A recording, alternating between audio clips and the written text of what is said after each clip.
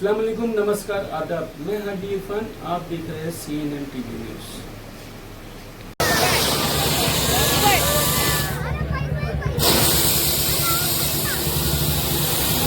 संसद कोणत्या लाखामध्ये संसद एकच खरा संसद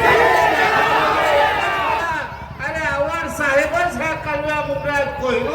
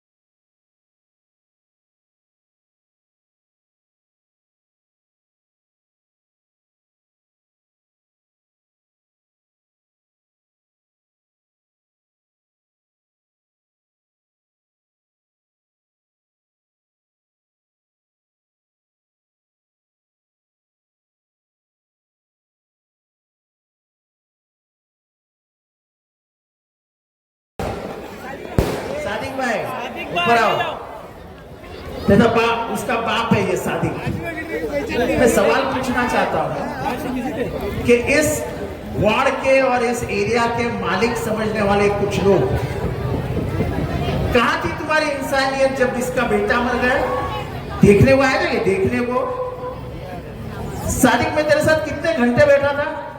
3 घंटा वक्त साहब मेरे साथ, शानू भाई थे 3.5 घंटा, शिवा जगताप था मेरे साथ 3.5 घंटा। लेकिन ये सामने वाला नगर सेवक जिसको हमने 4 बार चुन के लाए, 1 मिनट के लिए फोन नहीं किया। और उसको जब मालूम पड़ा, अनीता सातपुते ताई मेरे घर पे आई और मैडम मेरे घर पे आए, गुप्ता मैडम, तो उसके बाद भी 8-10 दिन के बाद में भी अगर वो आता मुझसे मिलने, तो मुझे ऐसा लगता कि नहीं, स्थानिक नगर सेवक मुझे मिलने आया, लेकिन मुझे मिलने नहीं आया। लेकिन इंशाअल्लाह ताला ये इलेक्शन के अंदर और नगर सेवक के अंदर करारा जवाब मिलेगा।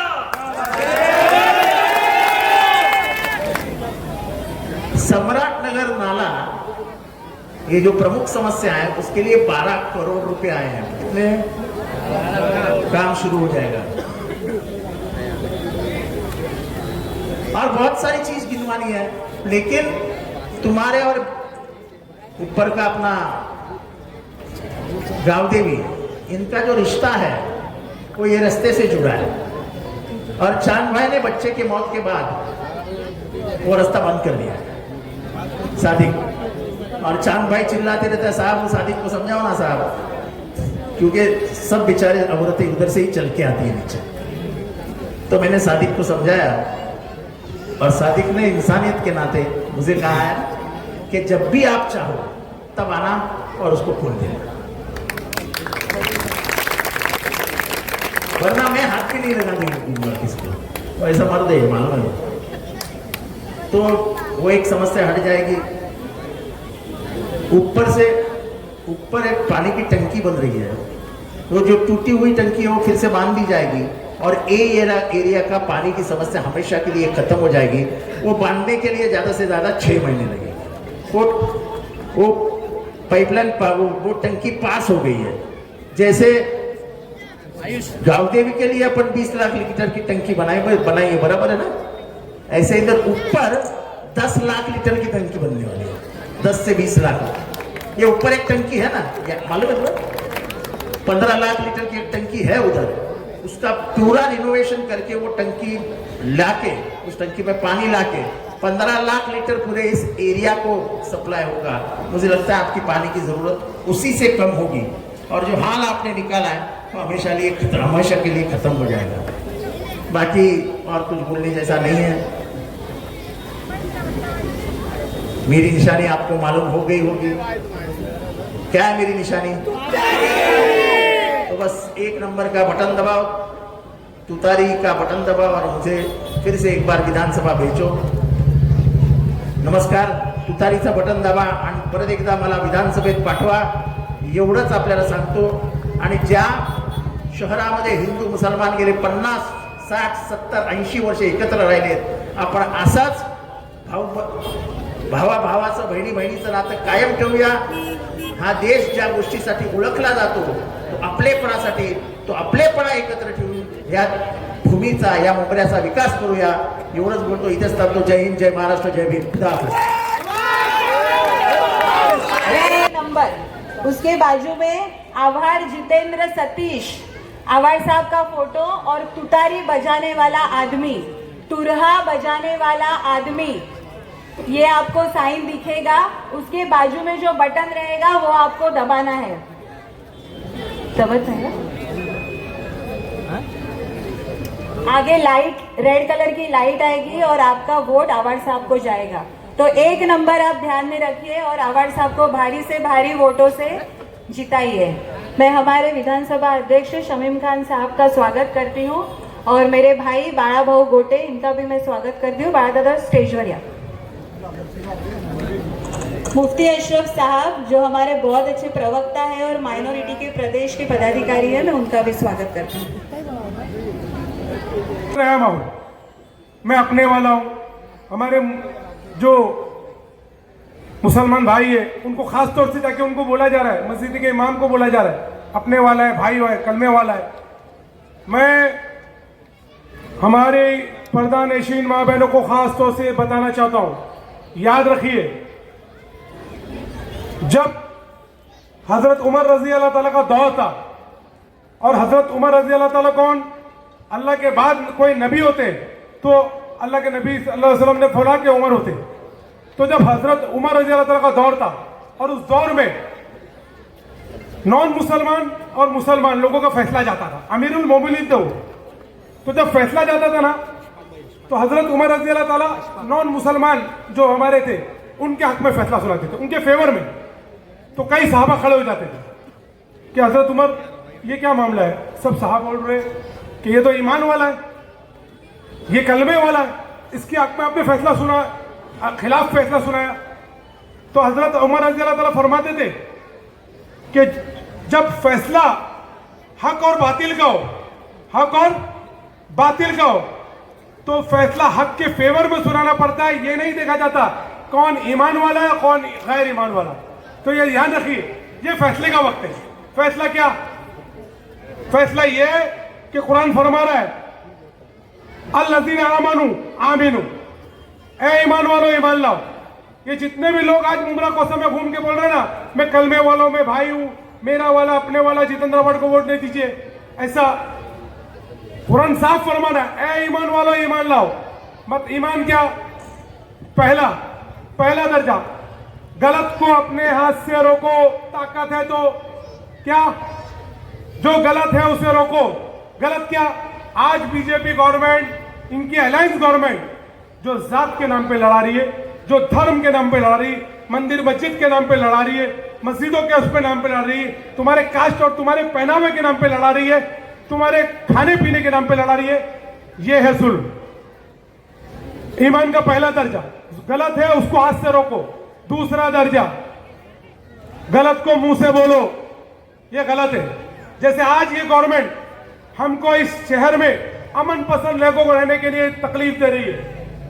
हम दूसरे दर्जे पे आते, आप और मैं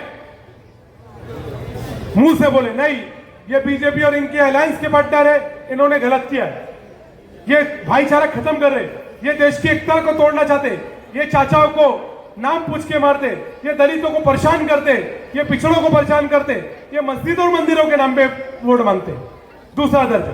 तीसरा, राय बराबर का ईमान, जिसपे अल्लाह ताला एक दुनिया के उस पे 10 दुनिया, एक दुनिया जितनी 10 दुनिया के लिए जन्नत देगा. राय बराबर का ईमान, मन में बोलना गलत. तो आज सभी लोगों को हमको ये कहना है कि नहीं, इन पार्टी और इन पक्ष के साथ गलत ना करें. और याद रखिए, हम क्यों नहीं गए मालूम है, हम सबको, सुधीर भाई ने सही बोला कि यहाँ पे चाहते अवार्ड सब तो बहुत कुछ मिलता. अरे खोखा नहीं, अगर डॉक्टर जितेंद्र आवाड़ जी उनके साथ जाते तो कैबिनेट मिनिस्टर रहते। अरे जो आदमी ने अपनी विचारधारा, अपने शहर के लोगों की विचारधारा को कायम रखने के लिए सत्ता और पावर को लात मार दिया। हम तो नगर सेवक भी नहीं है, 3 साल से नगर सेवक नहीं है, महानगर पालिका में 3 साल से नगर सेवक नहीं है। महापालिका का बजट 5,000 करोड़ का है, 3 साल में 15,000 करोड़ हुआ। बीजेपी गवर्नमेंट ने चुनाव खत्म कर दी, नगर सेवक चुनाव ही नहीं है, 15,000 करोड़ कोई पूछने वाला नहीं। आज ये चाहते हैं कि आमदार डॉक्टर जितेंद्र अवार्ड जैसे लोग जो हर मामले में खड़े थे वो भी पूछना बंद हो गए। तो ध्यान रखिए, हम लोग क्यों नहीं गए? हम लोग इसीलिए नहीं गए, हाल ही में 4 महीने पहले, 4 से 5 महीने पहले कलवा में सभा होती है, नाके पे रहते मुझे राज ठाकरे जी वहां पे आते, क्या बोलते हो? मुमरा में आतंकवादी रहते, मुमरा में टेररिस्ट रोक लेते, मुमरा के अंदर मदरसों में बम बनता है, मुमरा में बम बनाया जाता है। मेरा सवाल है सभी लोगों से, वो शायद भूल गए, मुमरा में 35% नॉन मुसलमान रहते हैं। आज एक बात बताइए, जो लोग मुमरा को बदनाम कर रहे हैं, क्या मैं उन नॉन मुस्लिम मेरे भाइयों से बहनों से पूछना चाहता हूं, और सभी मुसलमानों को से भी, क्या आज तुमने बोल के तो चले गए, टीवी पे चला तो दिया, आज हमारी बच्चियों को रिश्ता आएगा क्या? मेरा सवाल है, तुम मुमरा को बोल के चले जाते हो कि मुमरा में आतंकवादी रहते, मुमरा में टेररिस्ट रहते, कोई मुमरा में आतंक बम बनाया जाता है, हमारी बेटियों को रिश्ता आएगा क्या? कोई भी समाज का हो, हमारे बच्चे जो नौजवान है, दलित हो, मुसलमान हो, पिछड़ी जात का हो, कोई भी हो, उनको जब नौकरी मांगने जाएंगे, जब उनका सर्टिफिकेट देखेंगे, जब उनका लेटर देखेंगे उसमें मुमरा लिखेगा, उनको नौकरी देगा क्या? अरे आप लोग जब मुमरा को टेररिस्ट और आतंकवादियों का अड्डा बनाया जा रहा था, सुधीर भाई, अध्यक्ष जी, शमीम भाई, ये लोग मंच पे बैठे थे, मंच पे बैठे थे, और आज भी यूट्यूब पे वो सभा है, देख लीजिए, घड़ी पे उनका निशान पीछे है, और पीछे में आप यहाँ के नगर सेवक कुछ बैठे थे कि नहीं? मैं आवाम से खास तौर से गुजारिश करने आया हूं, जात पात को छोड़ के इस वक्त इस देश में सेकुलरिज्म, डेमोक्रेसी, भाईचारा को बचाना है, और हमारा शहर जो एकता के साथ है, जिसको टेररिस्ट बोला गया है, उसके बदला लेने के लिए वोट करना है। तो आवाम से गुजारिश है, इस बार बदला लेने के लिए वोट करेंगे कि नहीं? करेंगे कि नहीं? कि हमारी जो गवर्नमेंट है, हमारे जो मुख्यमंत्री है, वो क्या सोच रखते हैं और वो महाराष्ट्र के लोगों में क्या चीज़ फैला रहे। आज 2.5 साल से इन्होंने महाराष्ट्र कब्जा करके चीटिंग से लिया है, और ये सिर्फ एक तरीके से जो हमारे शिव शाह फूले अम्बेडकर, मौलाना अबुल कलाम आज़ाद के विचारों पर जो महाराष्ट्र चलता है, उसको भंग करने की कोशिश करके रखी है इन्होंने। एक दूसरे में झगड़े लगाना, हिंदू मुसलमान के बीच में एक नफरत का माहौल पैदा करना, ये इनकी आइडियोलॉजी है। आप लोग यहाँ पर बहुत सारी महिलाएं बैठी हैं, मुस्लिम्स भी हैं, नॉन मुस्लिम्स महिलाएं भी हैं। आप लोग मुमरा कौसा में पिछले बहुत सालों से रहते हैं। आप बताइए, क्या कभी आपको ऐसा लगा है कि मुमरा कौसा में अनसेफ फील हुआ है, कि सब लोग मिलजुल कर नहीं रहते हैं? यहाँ पर जितने भी सारे लोग रहते हैं, वो हिंदूज भी हैं, मुसलमान भी हैं, दलित भी है। क्या कभी आपको ऐसा लगा है कि मुमरा कौसा में ऐसा माहौल हुआ है कि मुसलमान और हिंदू मिलके नहीं रह रहे? ऐसा कभी लगा है आपको? तो ये हमारे मुमरा की खासियत है, और ये हमको हमारे एमएलए डॉक्टर जितेंद्र अवार्ड की दी हुई बहुत बड़ा तोहफा है कि हम मुमरा कौसा के लोग इतना मिलजुल करके रहते हैं साथ में। और ऐसा ही सेम चीज़ हमारा महाराष्ट्र भी है, क्योंकि हमारा महाराष्ट्र शिव शाह फूले अम्बेडकर, मौलाना अबुल कलाम आज़ाद की विचारधारा पे चलने वाला महाराष्ट्र है, और डॉक्टर बाबा साहेब अम्बेडकर ने जो हमको वोटिंग का अधिकार दिया है, संविधान पे चलने वाला तो पूरा देश है, पर महाराष्ट्र और संविधान का बहुत गहरा रिश्ता है, ये आप जानिए। और आज जब महाराष्ट्र को मोदी जी से मुक्त करने की बारी आती है, तो लोकसभा इलेक्शन में भी महाराष्ट्र ने बहुत तेजी से और बहुत जिद से बीजेपी के खिलाफ वोट किया था। महाराष्ट्र के हिंदुओं ने भी, मुसलमानों ने भी। मुझे यकीन है कि महाराष्ट्र को फिर से बोलने की ज़रूरत नहीं है। देश के जितने भी अमन पसंद गैर मुसलमान हैं, हिंदूज हैं, वो जानते हैं कि बीजेपी ने किसी का ही भला नहीं किया है पिछले जब से आई है तब से। महंगाई, सारी महिलाएं बैठी आहे, तुम्ही मला सांगा तेलचा रेट किती झालाय आता, ऑइलचा रेट किती झालाय, पेट्रोलचा रेट किती झालाय। मी काय एवढी मोठी नाही आहे की मी तुमच्या वोटला मॅन्युपुलेट करू की तुम्हाला कोणाला द्यायचं आहे तुम्हीच डिसाइड करू शकते। पण मैं आपको सिर्फ इतना बोलूंगी कि आप लोग सबके पास फोन है, आप देखिए कि बीजेपी गवर्नमेंट ये आपको इलेक्शन से 2 महीना पहले सिर्फ ये योजना वो योजना दे रही है, पर पूरे पिछले कितने सालों में अच्छे दिन का वादा करके आले का तुमचे चांगले दिवस, आले का काकी तुमचे चांगले दिवस आले का? नाही आले ना, आमचे पण नाही आले, तुमचे पण नाही आले। मग कोणाचं चांगलं झालं? फक्त त्यांचंच चांगलं झालं ना, बीजेपीचे मंत्री संत्रीचं चांगलं झालंय, आपलं चांगलं नाही झालंय। मग 20 तारखेला आपल्याला इंडिया अलायन्सचे कॅन्डिडेटला भरपूर वोट करायचा आहे, कारण मुंब्रा गौसामध्ये ज्या माणसाने चांगलं काम केलंय तो आपला जितेंद्र आव्हाड एमएलए, आपले डॉक्टर जितेंद्र आव्हाड साहेब आहे। तो जिसने मुंब्रा गौसा का अच्छा काम किया वो कौन है? हमारे एमएलए डॉक्टर जितेंद्र आव्हाड, जिन्होंने दलित हो, मुसलमान हो, हिंदू हो, उत्तर भारतीय हो, सिख हो, जिस किसी पे भी अन्याय हुआ है और जब भी हुआ है तो एक सेक्युलर आवाज, हमको बहुत फख्र होना चाहिए कि वो हमारे एमएलए हैं जिन्होंने हमेशा अन्याय के खिलाफ आवाज उठाई है। वो है हमारे एमएलए डॉक्टर जितेंद्र आव्हाड। उनके पीछे आरएसएस बीजेपी वाले हाथ धो के पीछे पड़ गए कि क्यों आप आवाज उठाते हो अन्याय के खिलाफ, पर वो आदमी बेचारे उठाते रहते, कभी नहीं देखते धर्म जात पात, आवाज उठाते रहते। तो ऐसे इंसान को विधानसभा में हमको पूरी ताकत से वापस भेजना है, और मुंब्रा कौसा का जो बदलाव पिछले 15 सालों में हुआ है, आने वाले 15 सालों में जो नए लोग और उनके साथ जुड़ते जा रहे हैं, हमारी पल्लवी ताई, मैं या हमारी पूरी टीम जितने भी युवाओं की है, पुराने लोगों का तजुर्बा और नए लोगों की मेहनत, युवाओं की मेहनत और पुराने लोगों का तजुर्बा सब मिल करके आने वाले भी विकास के काम सब होंगे। बस इतना ही बोल के मैं अपनी बात खत्म करती हूँ। 20 तारीख को पूरी ताकत से आपको वोट करना है और महाराष्ट्र को बीजेपी मुक्त कराना है, क्योंकि बीजेपी ने किसी का ही भला नहीं की है। जय हिंद, जय महाराष्ट्र, जय भीम। आणि म्हणून आपल्याला आव्हाड साहेबाला कसल्याही परिस्थितीमध्ये निवडून द्यायचं आहे। आपले जे प्रश्न असतील, या ठिकाणी टीम बघा, सगळी मजबूत टीम आहे, काम करणारी टीम आहे। या ठिकाणी साहेब त्यांचं एक म्हणणं आहे, सुधीर साहेब, हम गुनेगार है गुना